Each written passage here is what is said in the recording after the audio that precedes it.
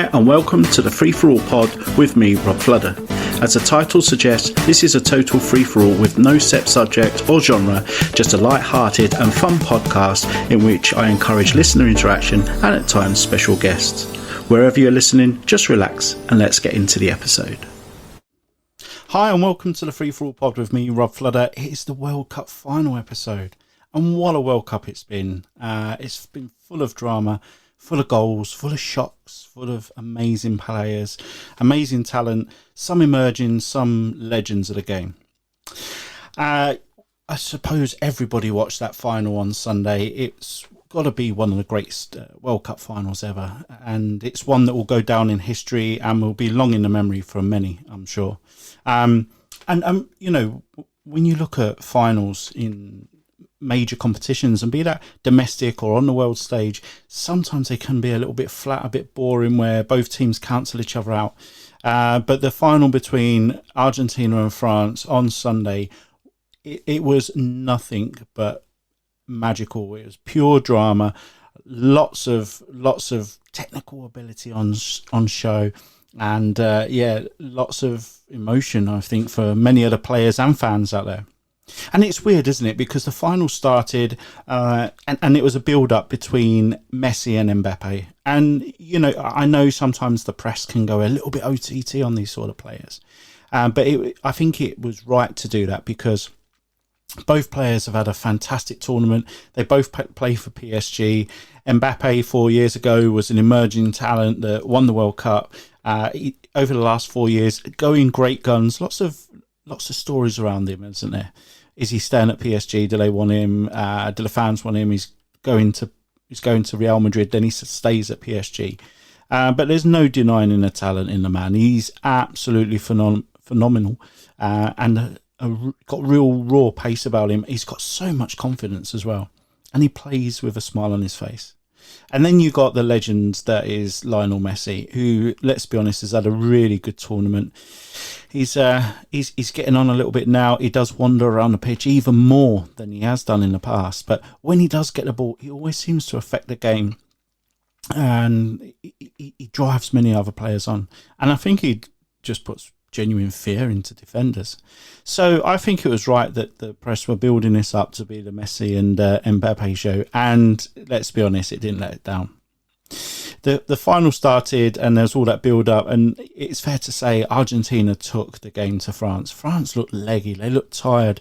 I think Dembele looked really nervous out there on the right hand side, and it was his foul that in the box early on in the game that gave Argentina the penalty and upset Lionel Messi, who, let's be honest, everybody thought he was going to score, but he has missed a few in his career. And I suppose when you take the amount that he does, you've got to miss some, right?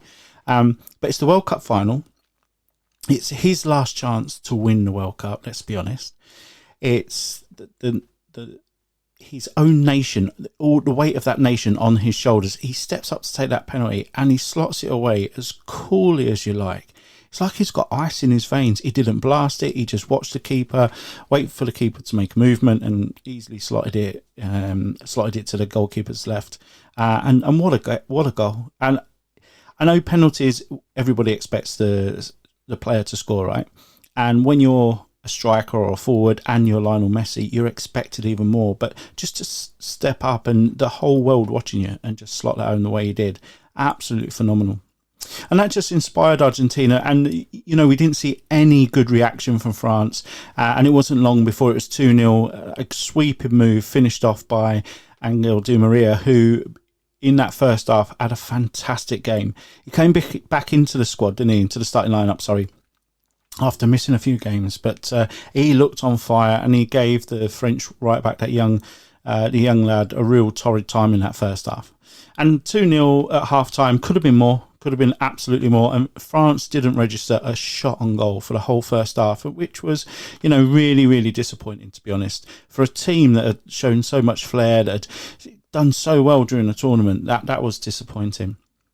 But in the second half started a lot like the first half did, to be honest, with Argentina dominating, looking really comfortable at the back. In midfield, just knocking it about. And I think if there was one criticism of Argentina at that point was, as well as they were playing, they didn't go for the juggler and kill France off. And I think had they got a third, that would have done it.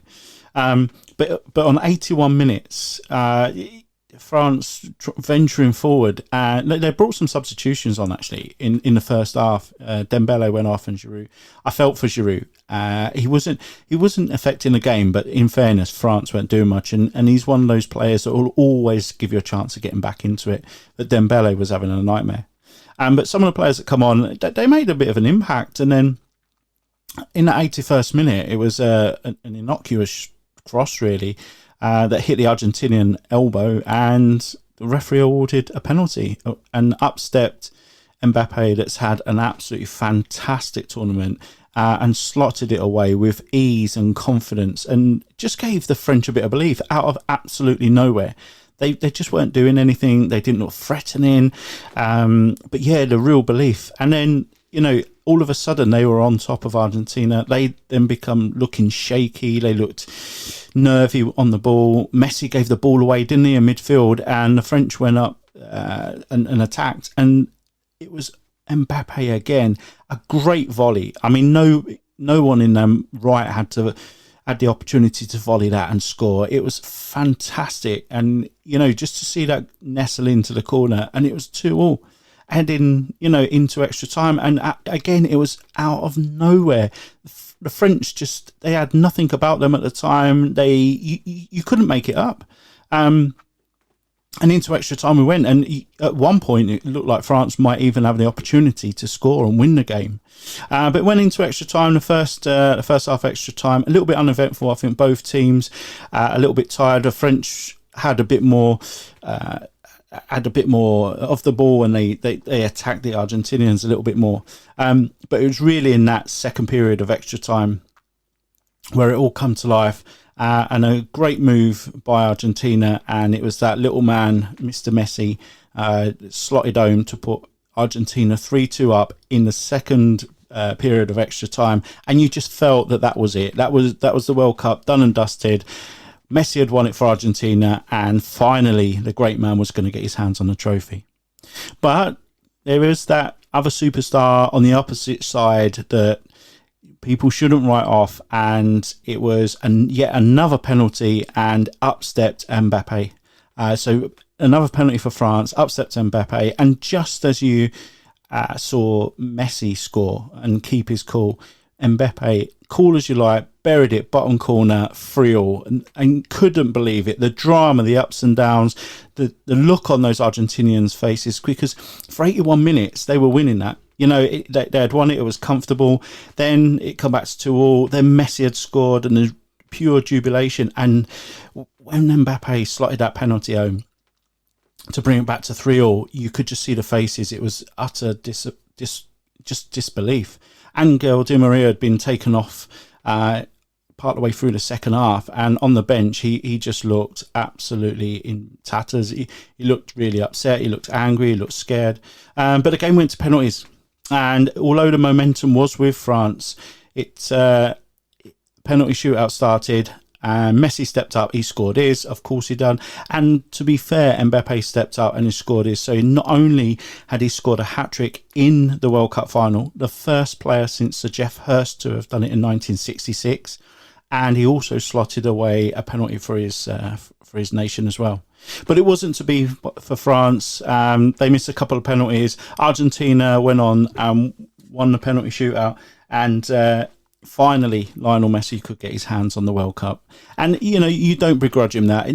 There was even talk of some French fans wanting Argentina to win just for Messi, and that's never been heard of before. I don't think any world player has ever touched anyone like him. And he's so he comes across really quite quiet, humble, very much a family man off the pitch. He doesn't speak much English, so not a lot of interviews he gives in English.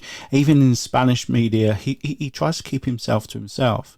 But you can tell how much he means to the other players, because they really play for him and their country, but they respect him so much and they know what he brings to Argentina.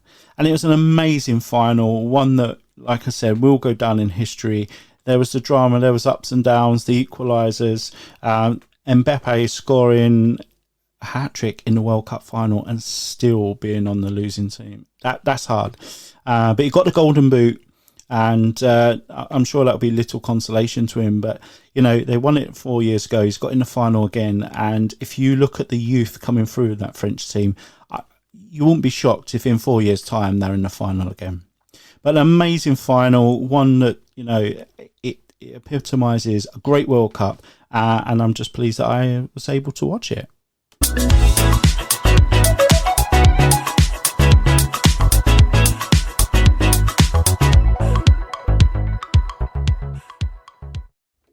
Now, although the World Cup was amazing, there were a few disappointments. And I mentioned some of these on previous episodes, but one of the biggest disappointments for me was the quality of the refereeing. These are FIFA's best, the best in the world, and at times they looked absolutely out of their depth. They looked amateurish. Some of their decisions were ludicrous, to put it lightly. And I know there's always a difference. You know, we watch the Premier League week in, week out in the UK. And, you know, the style of play means that maybe you referee the game different in different countries. But some of the games, some of the decisions were just weird, just strange, and just out of kilter, and really disappointing with the level of refereeing. And I think I said it in one of the other episodes that when we get back to the Premier League, it makes you grateful for some of the refs that we do have. Not all of them, but, you know, some of them. Some of the other disappointments, Brazil. I mean, really, I think there's always hype around Brazil at a World Cup. They're everybody's second favourite team if you're not Brazilian. It's a bit of glitz, a bit of glamour. They play amazing football. They have that superstar boy Neymar. I thought, you know, with Neymar, Casemiro, with Thiago Silva and Alisson, I just thought that they had the makings of a great spine, and they could go on to do great things in the World Cup. I tipped them to win the World Cup, as did many others, but they flattered to deceive. You know, they had that one game where against Korea they were 4-0 up in the first half, but Neymar didn't really turn up for the tournament. I know he got an injury, but he looked non-existent. And if you look at the other players that were called out in the same sort of vein as Neymar, in Messi and Mbappe, he was miles away, absolute miles away. He was nowhere near, and I think they were a big disappointment. Also, I think Belgium, they were a big disappointment in the tournament. A lot of people had them to go far to get to, you know, the latter stages of the competition. But again, they flattered to deceive. And, you know, you've got an amazing player in Kevin De Bruyne. He probably deserves a better centre forward to be on the end of what he makes than Romelu Lukaku. And that guy, he can, on his day, he can be unplayable, but on his day at other times, I mean, he looks like he just shouldn't be on the pitch. And unfortunately for Belgium in the World Cup, it was the latter for him. But really disappointing. They got some great players, and they just didn't go forward. But I don't think there was too many other disappointments in that World Cup, to be honest. I thought it was run really well. I know at the start there was all this controversy on human rights and how they treated the migrant workers. And you know, it's right to be highlighted and right to be said and right to be discussed and put out there. But once the tournament started, that went away. And look, it's a good thing in one way, because the World Cup's all about the football, right? And that's what we wanted it about. It wasn't about a political statement or what's right and wrong in the world. But at the same time, when people aren't being treated correctly and there's human rights involved, then we shouldn't totally forget it. So, you know, there's the yin and yang there. But I thought overall the only disappointments for me were, you know, some refereeing and the teams that we saw. But to counteract that, there were some amazing positives, weren't there? And I think we should start with Morocco. What a positive for North African football, or African football in general. I thought their players, their fans, how humble they were, how much it meant in that semi-final. When they lost that semi-final, they wasn't on the floor crying like a lot of players are. And look, I'm not knocking players, it means a lot to them, but they saw it as a celebration. They got further than maybe they anticipated, further than anybody else. Their fans were amazing, and I think they won the hearts of a lot of football fans at the World Cup this year. So yeah, a real positive, and I'm sure we'll see many more of their players come through. And good luck to Morocco going forward in the African Cup of Nations next time that comes around. I know a lot of people will be watching out for them. Another positive, I thought the fans overall were absolutely fantastic, of all nations. Lots of noise. I think I just said about the Moroccan fans. I think the Argentinian fans, every time they played, were noisy. They were amazing, very colourful. The Mexican fans, they made a real racket when they got over there, and rightly so. But I thought the fans overall for all nations were absolutely fantastic. There was lots of mixing of fans in the stands as well, which, as football fans, we're not used to. It can happen more in rugby and cricket, for example, but I think because there was a lack of alcohol, they saw the risk was lower. But yeah, and the England fans as well, a big shout out for them. Usually that's synonymous with trouble, but it looked like they was having a great time and they were just getting behind the team. And obviously the French fans, when that national anthem starts, it's that they really get behind that. So yeah, I thought the fans overall were fantastic. The shocks that we saw, Japan, the way they went out and led games, led the groups that we saw, beating Germany, beating Spain. There was so many. Saudi Arabia beating Argentina in that first opening game. Who'd have thought Argentina were going to go on to win the World Cup after getting beat by Saudi Arabia in that first game and Messi missing a penalty? There were plenty of shocks, weren't there? And none more so than Morocco getting to that semi-final. So the shocks were great as well, and it's good for the tournament, because if it's just the big teams winning all the time, it can get a bit monotonous. So you need shocks in tournaments, and we see it. We see it in the plenty there. We did see. Well, I've mentioned the fans, how good they were, and one thing we should say, there was very little reports of crowd trouble. Now, whether that's, whether that genuinely there was a lack of crowd trouble, or the way the Qataris dealt with it, or whether they decided to keep it under wraps and not air, in public too much. But I genuinely didn't see anything related to crowd trouble. So fair play. It was expensive for a lot of people to make the trip over to Doha, and there was reports of accommodation, how expensive it'll be. So you would like to think that if you've invested all that time, effort and money to go, you're going to behave yourself, but it looked like most people did, and it was really pleasing to see. I thought the tournament itself is a big positive. I thought it was really well run. I thought that the games were at good times.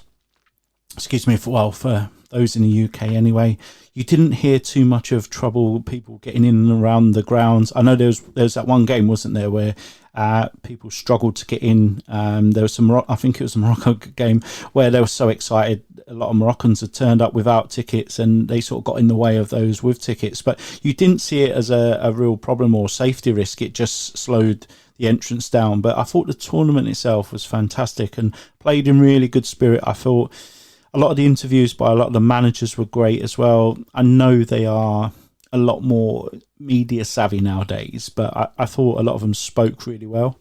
The tournament itself, and you can't say it that talk about positives without talking about Mbappe. As a fantastic player, Golden Boot winner, scoring a hat-trick in the World Cup and still coming off on the losing side, that's tough. But some of the other players that are positives, we see some young emerging talent, and none more so than young Jude Bellingham, the English boy, who, playing his trade over in the Bundesliga at the moment with Borussia Dortmund. And I don't think it'll be too long till we see him in the Premier League. I think his style of play suits the Premier League.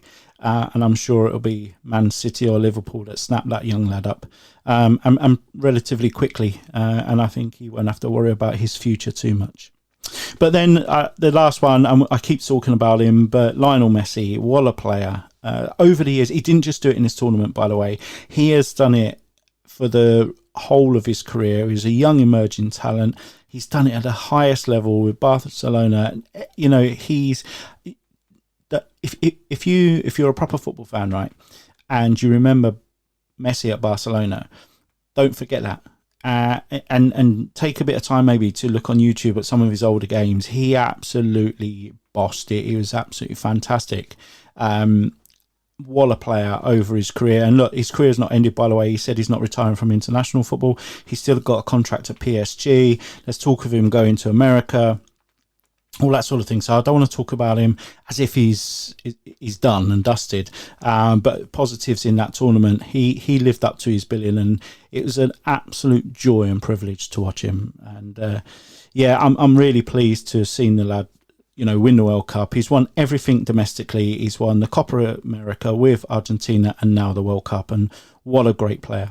I'm not going to get embroiled in who's the best. You know, is it the argument of Ronaldo or Messi? And does this, you know, Messi winning the World Cup, you know, does it null that argument? I'm not getting into that because that's for a different time and a different thought process. I just want to wax lyrical a little bit about Lionel Messi as a player.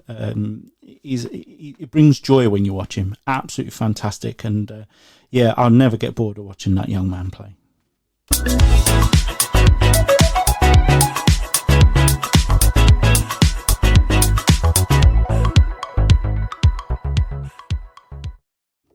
Well, look, I've really enjoyed putting this series together for the World Cup. It's been World Cup specials. A lot of it is a bit ad-lib and just, you know, some of my thoughts of watching the games, and that's all I've got to go on, right? But it's been brilliant to be able to put this to the free-for-all. It's the first time I've done a series of anything, and I don't think it'll be the last, actually. I've really enjoyed it. There's been some momentum, and I've loved bringing it to the free-for-all pod. And, you know, if you have listened to each of these, thank you so much. I'm really, really grateful. You know, every time I get to see when the pod's been downloaded, okay? And it is a little ego boost, I won't lie, but it's you know, when you put a bit of content out there and it's your thing, your baby, and you're trying to grow as a podcaster or trying to get a bit better, and you see that it gets downloaded, not just in the UK, it gets downloaded all over the world, but it does give a little bit of joy. So if you have been listening, I'm really, really grateful. Thank you so much. And if there's something you want me to talk about, or you want to come on the pod, I do say it all the time, but please, you know, feel free to message me. Don't hold back, and let's see where it goes. But that's the end of the World Cup for another 4 years. We should get back into the right kilter now with tournaments. Now COVID's gone, but it's been a privilege putting this together, and thank you very much. Speak to you soon. Thanks for listening. If you enjoyed this episode and you'd like to support the podcast, please subscribe, leave a rating and a review. If you'd like to be part of the podcast, or you'd like me to cover a specific subject, then do contact me on Instagram at freeforallpod, on Twitter at freeforallpod, or email me at freeforallpod@gmail.com. Thanks again, and I'll see you next time.